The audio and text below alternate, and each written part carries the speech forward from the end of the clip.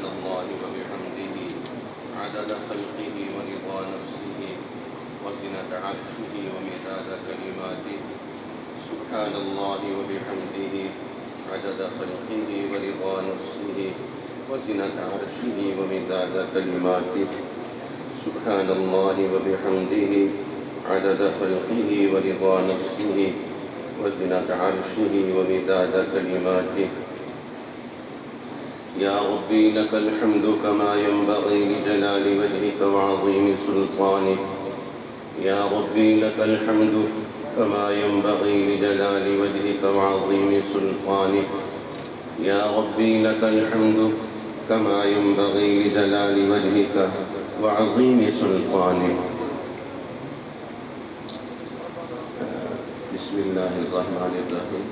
پرہیز کے طور پہ شروع میں عرض کرتا ہوں کہ تصویر نہ بنائیں جزاکم اللہ، اس سے وہ سارے مجلس کا ماحول بھی خراب ہوتا ہے اور اللہ تعالیٰ ناراض ہوتے ہیں.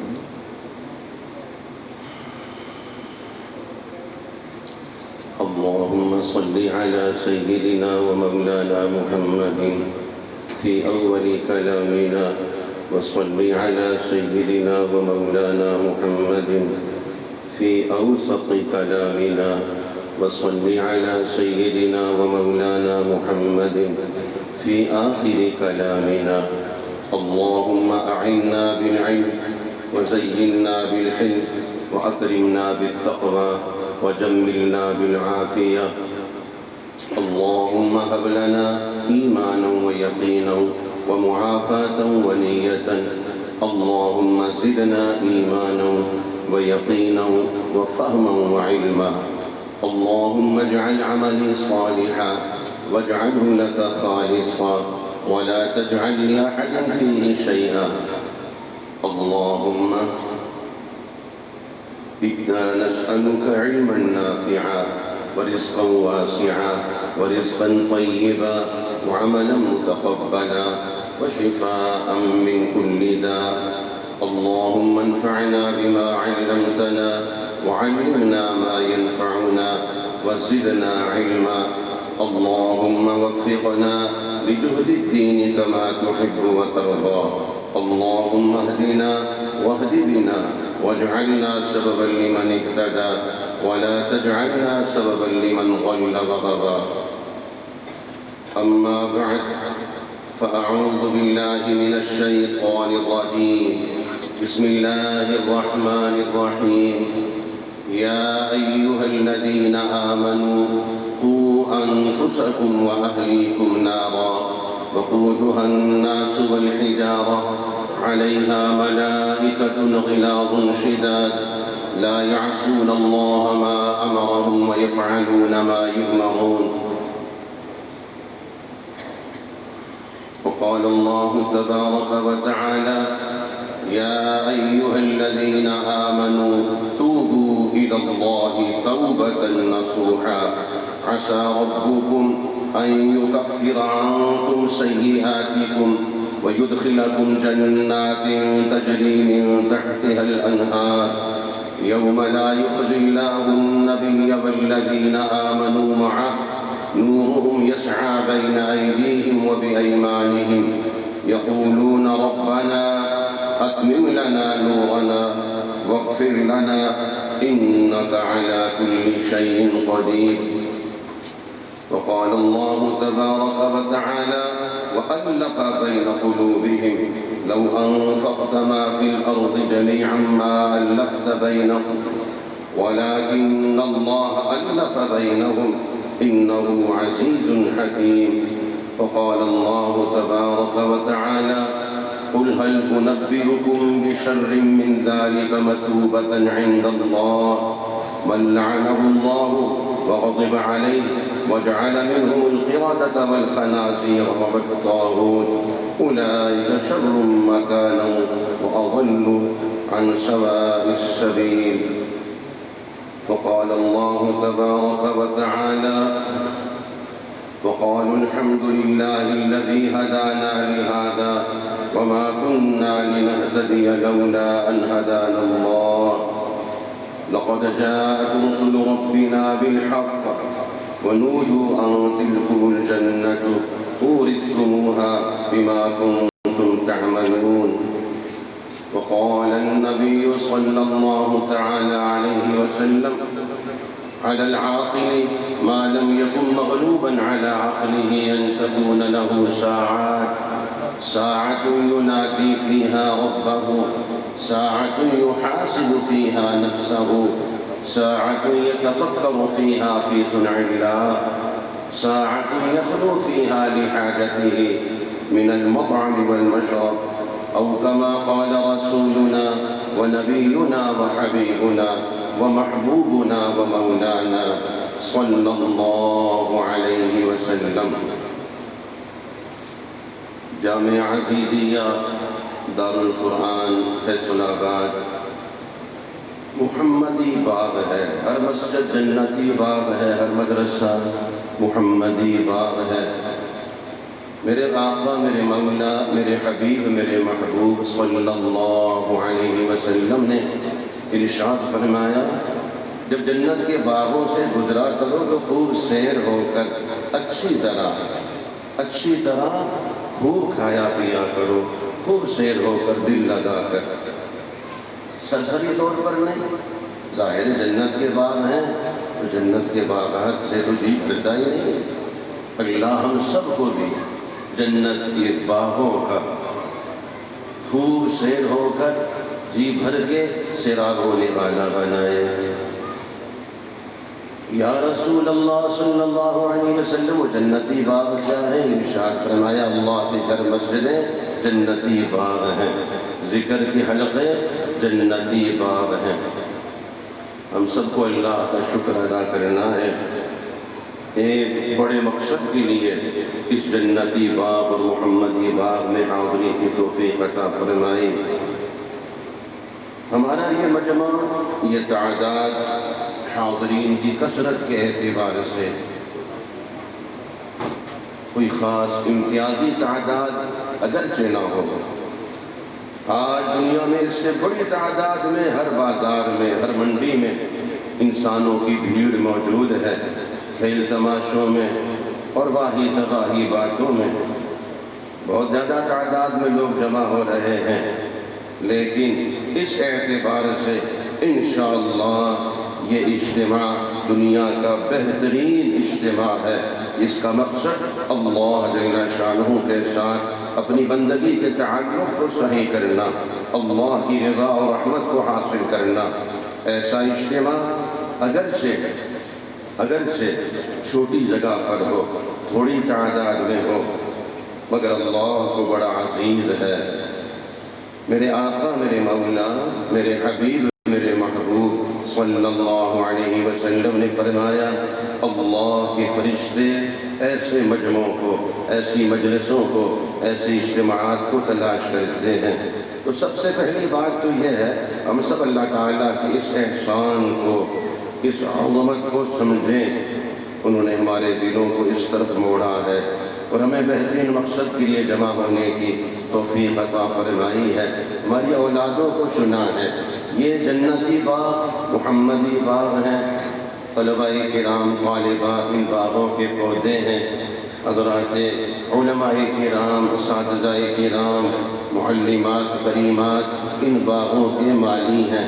ساری امت ان باغوں کی رکھوالی ہے. اللہ کا شکر ہے، انہوں نے توفیق عطا فرمائی ہے. قرآن پاک کے الفاظ میں اس کا شکر یوں ادا کرنا ہے: الحمدللہ الذی ہدانا لہذا وما كنا لنهتدي لولا ان هدانا الله لقد جاءت رسل ربنا بالحق ونودوا ان تلكم الجنة اورثتموها بما كنتم تعملون.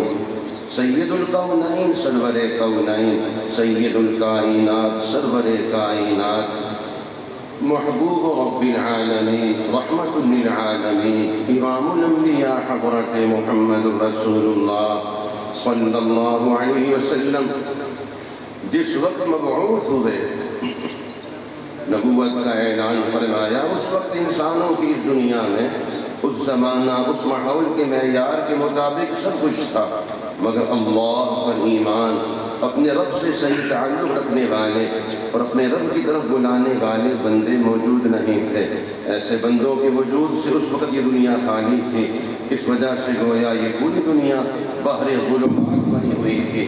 سید الکونین سرور کونین صلی اللہ علیہ وسلم اسی لیے تشریف لائے کہ انسانوں کو اللہ تعالیٰ سے آشنا و وابستہ کرے، زندگی کا صحیح طریقہ دین حق ان کو بتائیں۔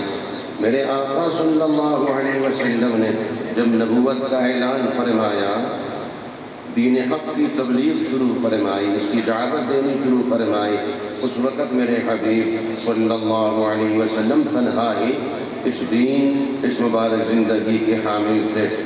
شروع میں آہستہ آہستہ حضرات قریب آتے گئے اور میرے آقا صلی اللہ علیہ وسلم کے دامن سے وابستہ ہوتے گئے۔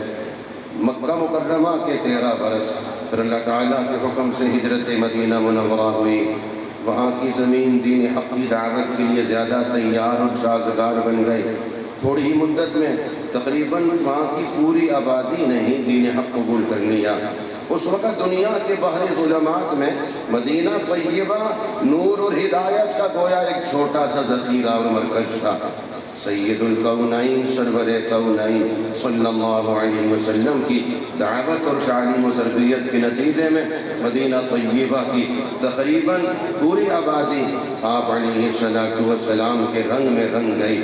اس وقت مدینہ طیبہ اس طرز زندگی کا پورا نمونہ تھا جس کی دعوت امام الانبیاء حضرت محمد رسول اللہ صلی اللہ علیہ وسلم دے رہے تھے۔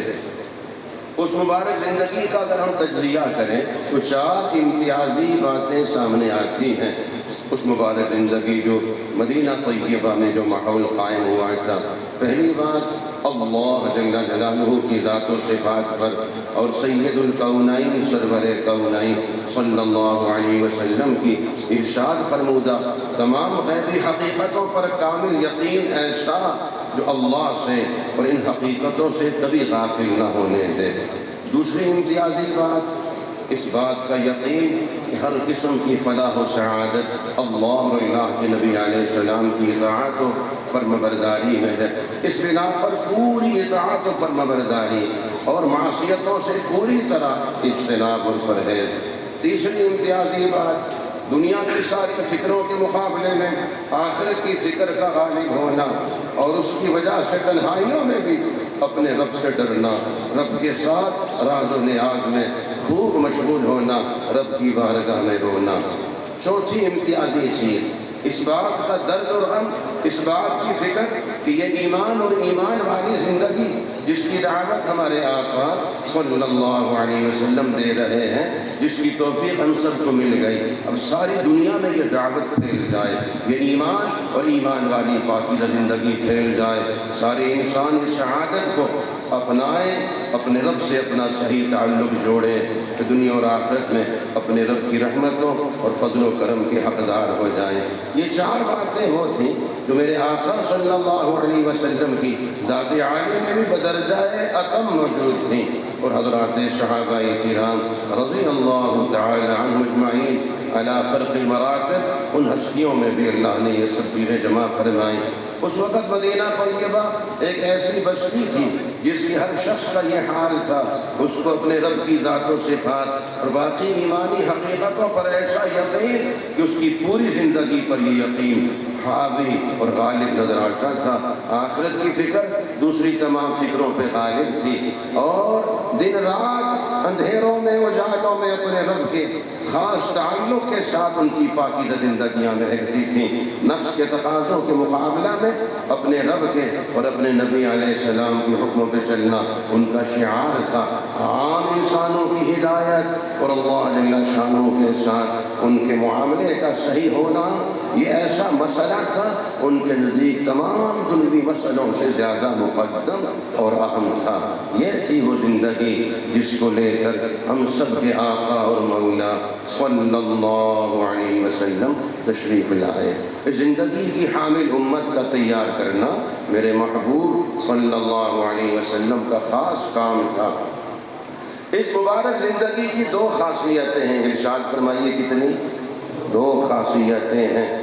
ایک خاصیت یہ ہے کہ اس کے ساتھ اللہ کی مدد اور نصرت، اللہ کی رحمت ہوتی ہے۔ اس پاکیزہ زندگی کے ساتھ اللہ کی مدد، نصرت اور رحمت، جس کا نتیجہ اس وقت بھی دنیا کی جو طاقت سرکشی اور تکبر کے ساتھ اس پاکیزہ زندگی سے ٹکرائی، اللہ نے اس کو ٹکڑے ٹکڑے فرمایا، پھر اس زندگی کے حامل امت کے قدموں میں ان سب کو ڈالا ہے۔ پہلے اللہ کی اس نصرت کا ظہور عرب میں ہوا، فتح مکہ مکرمہ پر گویا اس کی تکمیل ہو گئی، پھر روم اور فارس کی حکومتیں ان کی ٹھوکروں میں آئیں۔ یہ دونوں حکومتیں اس امت، پاکیزہ زندگی گزارنے والی اس امت کے قدموں میں نشاور ہوئی ہیں۔ بہرحال اس پاکیزہ مبارک زندگی جس کو میرے آقا صلی اللہ علیہ وسلم لے کر تشریف لائے، اس کی ایک خصوصیت تو یہ ہے کہ اس کے ساتھ اللہ کی نصرت، اللہ کی مدد ہے۔ قرآن پاک میں ارشاد ہے، قیامت تک کے لیے یہ وعدہ ازلی ابدی آسمانی منشور ہے، اِنَّا لَنَنْصُرُ رُسُلَنَا وَالَّذِينَ آمَنُوا فِي الْحَيَاةِ الدُّنْيَا وَيَوْمَ يَقُومُ الْأَشْهَادُ، یعنی ایمان اور ایمانی زندگی کے داعی، اپنے رسولوں کی اور ان کے راہ پر چلنے والے اہل ایمان کی ہم مدد اور حمایت کریں گے، اس دنیا زندگی میں بھی اور آخرت کے اس دن بھی، جبکہ خداوندی عدالت قائم ہوگی اور اس میں گواہ پیش ہوں گے۔ پھر ارشاد فرمایا، وَأَنْتُمُ الْأَعْلَوْنَ إِن كُنتُم مُؤْمِنِينَ، تمہارے دشمنوں اور مخالفوں کے مقابلہ میں تمہیں بلند و بالا اور برتر رکھوں گا، بشرطے کہ تم ایمان کی راہ پر قائم رہو گے۔ ایک خصوصیت اس پاکیزہ مبارک زندگی کی کہ اللہ کی مدد، نصرت، رحمت اس مبارک زندگی کے ساتھ ہے۔ اور دوسری خصوصیت اس ایمانی زندگی کی یہ ہے، اس میں اللہ تعالیٰ نے ایک خاص کشش، ایک تاثیر بلکہ تسخیر کی